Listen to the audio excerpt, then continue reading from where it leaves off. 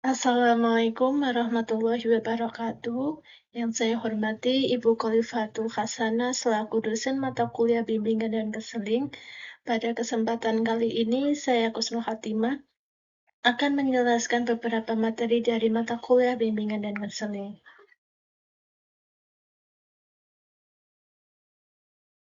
Materi yang saya ambil yaitu teori psikoanalisis dan teori client center terapi.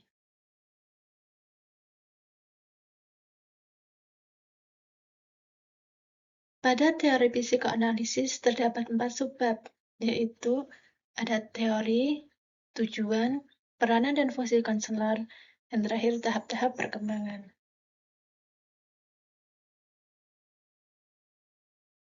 Sedangkan pada teori client center terdapat 6 subbab. Yang pertama ada konsep dasar, yang kedua proses konseling, yang ketiga tujuan, yang keempat tahap-tahap perkembangan, yang kelima masalah yang tepat dengan pendekatan client center.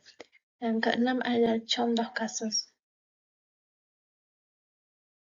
Masuk pada materi yang pertama yaitu teori psikoanalisis.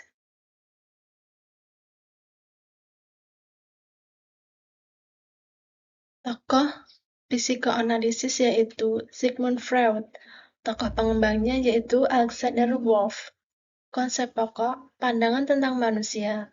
Manusia sebagai makhluk deterministik, tingkah laku manusia ditentukan oleh kekuatan irasional, motivasi bawah sadar, dorongan biologis, dan insting serta kejadian psikoseksual selama 6 tahun pertama kehidupan. Dalam teori psikoanalisis terdapat 4 teori. Yang pertama, topografi kepribadian. Alam kesadaran terbagi dalam 3 tingkatan. Yang pertama, alam sadar. Yang kedua, alam prasadar. Yang ketiga, alam bawah sadar. Teori yang kedua, struktur kepribadian.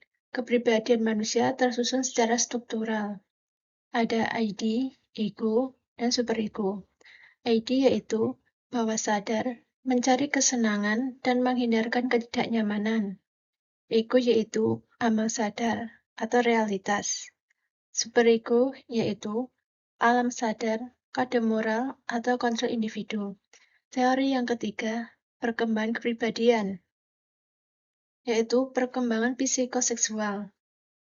Ada fase oral terjadi pada umur 0-2 tahun, fase anal terjadi pada 2-3 tahun, fase falik terjadi pada 4-5 tahun, fase laten terjadi pada 5-6 tahun, fase genital terjadi pada pubertas.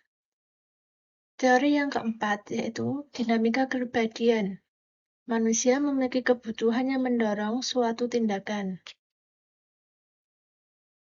Tujuan dari teori psikoanalisis yaitu menata kembali struktur watak dan kepribadian konseli, menerapkan kembali keluarga yang asli secara simbolik melalui kelompok, sehingga latar belakang historis terungkap kembali melalui kelompok. Peranan dan fungsi konselor. Yang pertama, menciptakan iklim yang mendorong anggota menyatakan diri secara bebas. Yang kedua, menyatakan batas antara perilaku dalam kelompok dan perilaku luar kelompok. Yang ketiga, memberi dukungan terapeutik. Yang keempat, membantu para anggota menghadapi dan menangani penolakan dalam diri mereka sendiri atau dalam kelompok sebagai keseluruhan. Yang kelima, menumbuhkan kemandirian anggota kelompok. Yang keenam, membantu mereka menjajaki diri lebih dalam. Tahap-tahap perkembangan psikoanalisis. Terdapat 6 tahap. Yang pertama, tahap persiapan dalam bentuk analisis individu. Yang kedua, tahap pembentukan hubungan melalui penafsiran mimpi dan fantasi. Yang ketiga, interaksi melalui asosiasi bebas antar pribadi. Yang keempat, tahap analisis penolakan. Yang kelima, tahap analisis pengalihan. Yang keenam, tahap tindakan pribadi yang didasari dan integrasi sosial. Masuk pada materi yang kedua, yaitu teori client center. Tokoh dari teori Client Center yaitu Carl Rogers tahun 1902 sampai 1987. Asumsi dari teori Client Center yaitu manusia pada dasarnya dapat dipercaya dan memiliki potensi untuk memahami dirinya sendiri dan mengatasi masalahnya tanpa intervensi langsung dari konselor. Manusia memiliki potensi untuk berkembang. Konsep dasar pendekatan client center. Yang pertama, organisme. Diri individu mencakup aspek fisiologis dan psikologis. Yang kedua, phenomenal field. Pengalaman hidup yang bermakna secara psikologis berupa pengetahuan, pengasuhan orang tua, dan hubungan pertemanan. Yang ketiga ada self. Interaksi antara organisme dengan phenomenal field atau membentuk self. Proses konseling dalam pendekatan client center. Roker mengidentifikasi 6 kondisi konseling yang dibutuhkan untuk mencapai perubahan psikologis. Yang pertama, 2 orang yang berada dalam kontak psikologis. Yang kedua, konselor yang memiliki kondisi tidak kongruen. Yang ketiga, konselor yang kongruen dan terlibat dalam hubungan konseling. Yang keempat, konselor yang memiliki unconditioned positive record untuk konseling. Yang kelima, konselor yang memiliki pemahaman empatik tentang pola berpikir konseling. Yang keenam, komunikasi yang empatik dan positive record. Tujuan konseling dalam pendekatan client center. Yang pertama, memiliki keterbukaan terhadap pengalaman. Yang kedua, kepercayaan terhadap diri sendiri. Yang ketiga, sumber internal evaluasi, mencari pada diri sendiri jawaban atas masalahnya. Yang keempat, keinginan yang berkelanjutan untuk berkembang. Tahap-tahap konseling dalam pendekatan client center terbagi menjadi 2, yaitu konseling kelompok dan konseling individual. Pada konseling kelompok terdapat 4 tahap. Yang pertama, tahap pembentukan. Yang kedua, tahap peralihan. Yang ketiga, tahap kegiatan. Yang keempat, tahap pengakhiran. Sedangkan pada konseling individual terdapat 3 tahap. Yang pertama, tahap awal, definisi masalah. Yang kedua, tahap pertengahan, tahap kerja. Yang ketiga, tahap akhir, action. Permasalahan yang tepat dalam pendekatan client center. Ada 6, yaitu pertama, kebingungan.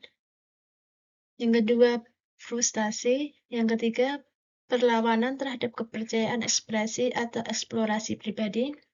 Yang keempat, pengungkapan perasaan pribadi dan ekspresi perasaan negatif lainnya. Yang kelima, pengambilan resiko. Yang keenam, kepercayaan diri. Contoh dialog kasus pendekatan client center. Di sini saya menggunakan teknik empati. Konseli, ya, keadaan saat ini telah membuat saya gugup dan tegang. Setiap kami berdua pergi keluar, selalu saja pacar saya itu menemui wanita lain. Hal ini menimbulkan perasaan tidak aman pada diri saya. Kadang-kadang saya mau memukulnya. Kami sering bertengkar, akan tetapi dia selalu menolak tuduhan saya. Suatu malam di sebuah klub malam, saat kami minum berdua, dia menemui seorang wanita. Sampai saya putuskan pulang sendirian. Konselor, Anda merasa tidak aman ketika melihat dia. Saya merasakan perasaan Anda. Akan tetapi, Anda mempunyai kekuatan untuk bangkit dan pergi meninggalkannya. Konselor, saya merasakan perasaan cemas yang Anda alami. Saya ikut terluka dengan peristiwa tersebut. Namun, saya terkesan dengan kekuatan Anda untuk bangkit meninggalkan dia. Keterangannya, klien terluka tetapi masih bisa bangkit, yaitu menangkap inti permasalahan. Memahami perasaan klien yang terluka, cemas, akan tetapi memiliki kekuatan mental, direfleksikan pada klien, yaitu refleksi perasaan. Mengatakan bahwa klien mempunyai kekuatan untuk bertindak dan pergi meninggalkan pacarnya yang menyeleweng, yaitu interpretasi konselor. Itulah materi yang dapat saya sampaikan. Semoga bermanfaat dan kurang lebihnya mohon maaf. Wassalamualaikum warahmatullahi wabarakatuh.